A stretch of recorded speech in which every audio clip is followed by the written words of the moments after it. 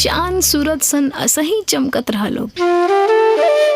जहिया से गइलो बहिनी छोड़ी के तू घरवा, सुन लागे अंगना दुआर हो। बीतल समैया ना संगवा के बिसहरे, याद आवे बचपन के प्यार हो।